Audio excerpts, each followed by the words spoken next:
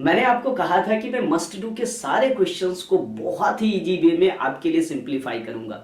इसी क्रम में मैं सर्कल जो कि चैप्टर नंबर 10 है, इससे कुछ इंपॉर्टेंट क्वेश्चंस को उठाया हूं जो आपके एग्जाम में सीधे आएंगे। इसके 99% चांसेस बनते हैं। इससे रिलेटेड या इसी कंसेप्ट पे बेस वैल्यू बदल के आपके एग्जाम में सीधे क्वेश्चंस आएंगे। आइए हम देखते हैं। आपके लिए 3 क्वेश्चंस लिए हैं। कौन कौन से ये क्वेश्चंस हैं?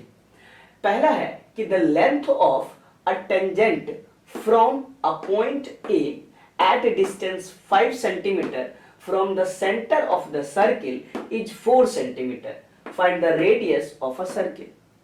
आइए मैं आपको इसको पिक्चर्स के जरिए समझाने की कोशिश करता हूं कि ये क्वेश्चन क्या रहा है।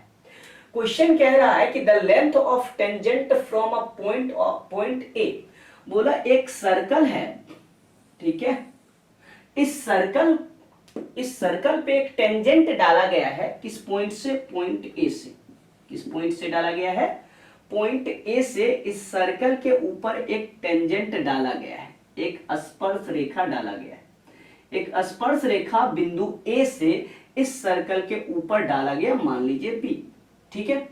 एक टेंजेंट लाइन डाला गया है at a distance 5 centimetre from the centre. 5 centimetre के दूरी पे है। किससे? सेंटर से इस पॉइंट की दूरी 5 सेंटीमीटर है।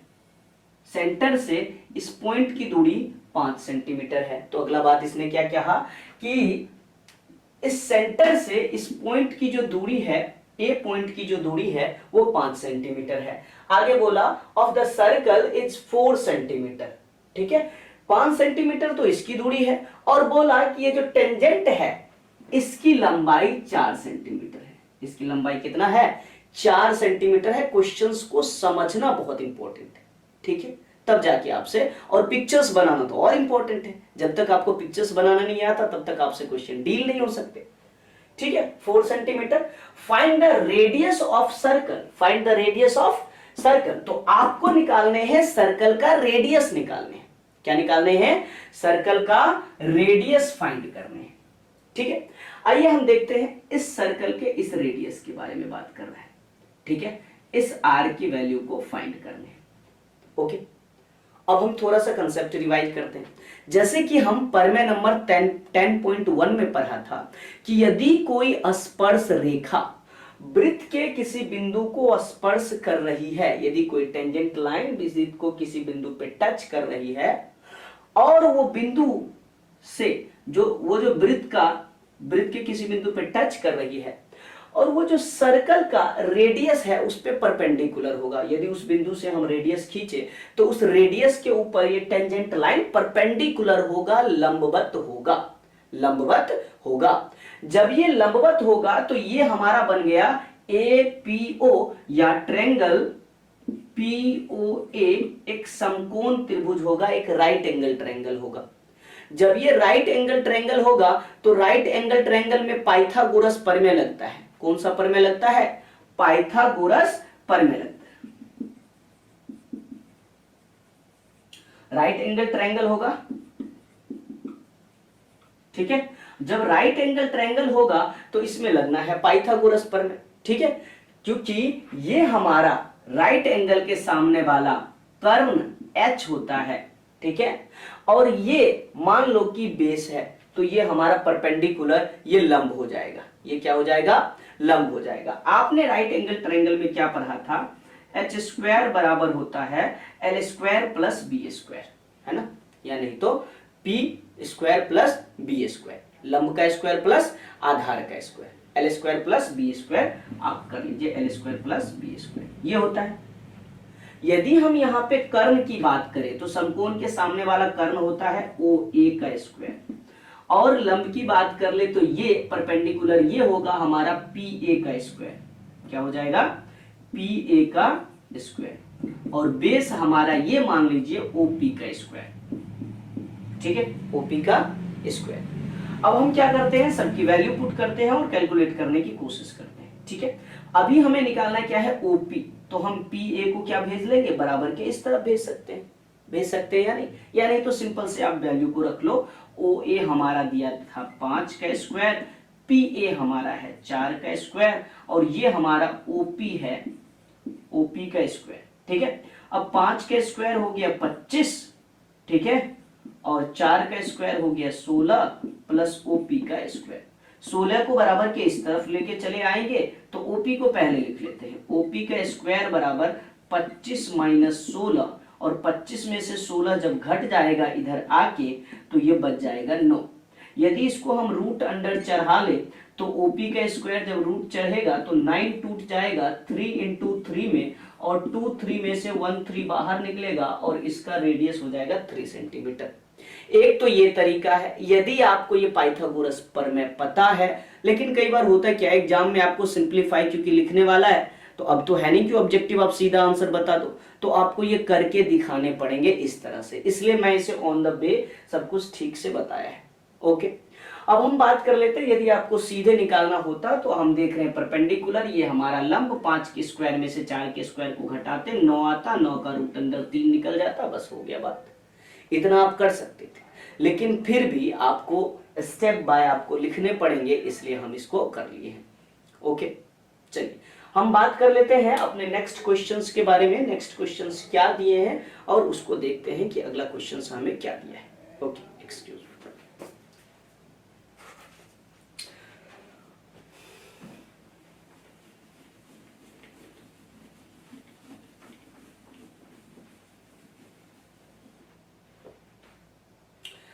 चलिए हम देखते हैं कि अपने नेक्स्ट क्वेश्चंस के बारे में कि नेक्स्ट क्वेश्चंस दिया क्या है, फिर हम उसके अनुसार बात करेंगे। क्वेश्चन नंबर 2 हमें कह रहा है कि 2 concentric circles are radius 5 centimetre and 3 centimetre.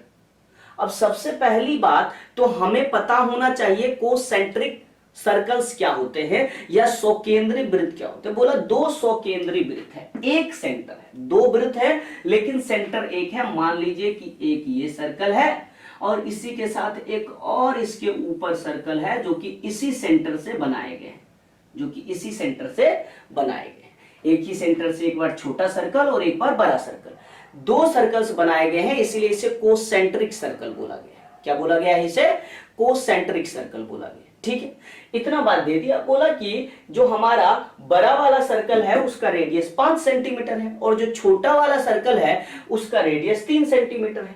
ठीक है, अब हमें दे दिया है कि छोटा वाला सर्कल का रेडियस 3 और बड़े वाले सर्कल का रेडियस 5 सेंटीमीटर है। बड़े वाले सर्कल का रेडियस कितना है? 5 सेंटीमीटर है और छोटे वाले रेडियस का सर्कल छोटा आर जो कि 3 सेंटीमीटर है और बड़े वाले का हमारा 5 सेंटीमीटर है। बड़े वाले का कितना है? 5 सेंटीमीटर। ठीक है, इतना तो हमने कर लिया कि छोटे वाले का 3 सेंटीमीटर, बड़े वाले का 5 सेंटीमीटर। ठीक है, आगे ये पूछा क्या है? बोला है कि find the length of a cord, उस कॉर्ड की लंबाई ज्ञात कीजिए, the larger circle which touch the smaller circle.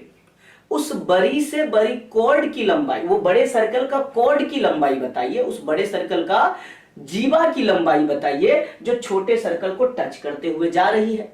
तो अब हम सबसे पहले इसका एक कॉर्ड, एक जीवा बना लेते हैं। ठीक है, ये एक जीवा हो गया जो इस बिंदु पे टच कर रहा है। ठीक है, ये बड़े सर्किल का जीवा है और छोटे सर्कल को टच कर रहा है। ओके, अब हम बात कर लेते हैं, इसका नोमेनक्लेचर कर लेते हैं, ए ओ ए बी और इसको पी लेंगे। ठीक है, अब फिर से सेम कंसेप्ट को अप्लाई करेंगे कि भैया ये हो क्या रहा है। यदि कोई स्पर्श रेखा खींचा जाए, जैसे ए बी एक स्पर्श रेखा है, तो इसके रेडियस पर परपेंडिकुलर होता है। ये जो टेंजेंट लाइन है ये इसके रेडियस पे स्पर्श। देखो ये जो कॉर्ड है अभी छोटे सर्किल के लिए टेंजेंट लाइन है, स्पर्श रेखा है, क्योंकि इसे क्या कर रहा है? एक बिंदु से स्पर्श कर रहा है। ठीक है, तो ये जो स्पर्श रेखा है वृत्त के त्रिज्या पर लंब होती है। स्पर्श रेखा वृत्त के त्रिज्या पर लंब होती है, तो ये हो गया हमारा 90 डिग्री। ये क्या हो गया? अब फिर से देखिए, ट्रायंगल किसकी बात कर रहे हैं? पीओए की। ट्रायंगल पीओए में ये एक कैसा ट्रायंगल है? तो फिर से बोलेंगे राइट एंगल ट्रायंगल है। ये कैसा ट्रायंगल है? राइट एंगल ट्रायंगल है। इसमें हमारा ये कर्ण है और ये लंब है, निकालना बेस है। निकालना क्या है? बेस पी ए का वैल्यू निकालना है, क्योंकि हमें पूरा कॉर्ड की लंबाई पूछे तो एक बार ये निकाल लेंगे, एक बार ये निकाल लेंगे। ठीक है, यदि मैं इसे ऐसे भी खींच दूं तो ठीक है। तो हम इस ट्रायंगल में, इस राइट एंगल ट्रायंगल में हम क्या बात करेंगे? बात करेंगे कि ये हमारा पी ए बराबर होगा, पी ए का स्क्वायर बराबर होगा ओपी के स्क्वायर माइनस ओपी, ये ओ ए का स्क्वायर माइनस ओपी के स्क्वायर। ठीक है, ये छोटा वाला निकालना है तो बड़े वाली भुजा में से इस छोटे वाले समकोण के सामने वाला कर्ण होता है, कर्ण में से ये छोटी वाली भुजा जो लंब है उसे घटा लेंगे तो ये आधार निकल जाएगा, बेस निकल जाएगा। ठीक है, पहला काम हम ये कर लेते हैं। तो ये हमारा ओ ए की लंबाई, पी ए की लंबाई ज्ञात करने थे, तो करने क्या पड़ेंगे? पी ए की लंबाई ज्ञात करने के लिए हम पी ए का स्क्वायर में से ओ ए के स्क्वायर में से घटा देंगे ओपी के स्क्वायर के। होना क्या है? जब कभी समकोण त्रिभुज हो, उसमें बड़ी भुजा दी हो और कोई एक छोटी भुजा दी हो और तीसरा पूछ रहा है, तो बड़े वाले भुजा के स्क्वायर में से छोटे वाले भुजा के स्क्वायर को घटा देंगे। स्टेप बाय स्टेप बनाना, इसलिए मैं स्टेप को फॉलो भी कर रहा हूं। ठीक है, अब हमारा ये क्या है? ओपी का पी ए का स्क्वायर बराबर ओ ए का स्क्वायर 5 का स्क्वायर माइनस 3 का स्क्वायर। यदि हम इसे निकालते हैं तो 25 माइनस 3 का 9, और इसे हम आगे बढ़ाते हैं तो ये निकल जाएगा 16। अब पी ए जो कि 16 पी ए का स्क्वायर निकला है, स्क्वायर को इधर भेज देंगे तो ये चढ़ जाएगा रूट, और पी ए बराबर हो जाएगा 4 इंटू 4, और 2 4 में से एक 4 हो जाएगा बाहर, तो ये निकला 4 सेंटीमीटर। यदि ये 4 सेंटीमीटर है तो सेम पैटर्न, ये 5 होगा, ये 3 होगा। सिमिलरली इसी प्रकार बीपी 4 सेंटीमीटर होगा, इसी प्रकार सिमिलरली बीपी हमारा क्या हो जाएगा? बीपी भी 4 सेंटीमीटर होगा। बीपी भी क्या होगा? 4 सेंटीमीटर होगा। बीपी भी 4 सेंटीमीटर, ये भी 4 सेंटीमीटर। आप मुझे बताइए ये पूरे लंबाई कितना होगा? ए बी की लंबाई 4 + 4 बराबर 8 सेंटीमीटर। ठीक है, मैं उम्मीद करता हूं कि समझ में आ गया। मैं फिर से एक बार थोड़ा समझा देता हूं कि ये जो हमारा था एक समकोण त्रिभुज बना, एक छोटा सर्किल और एक बड़ा सर्किल, दो कोसेंट्रिक सर्किल था, एक ही केंद्र वाला 2 स्वकेंद्री वृत्त था, और इससे एक छोटा और एक बड़ा सर्कल खींचा गया था। बड़ा सर्कल का जो एक जीवा है, कॉर्ड है, ये छोटे सर्कल को टच करते हुए जा रहा है, इसलिए ये टेंजेंट हो गया।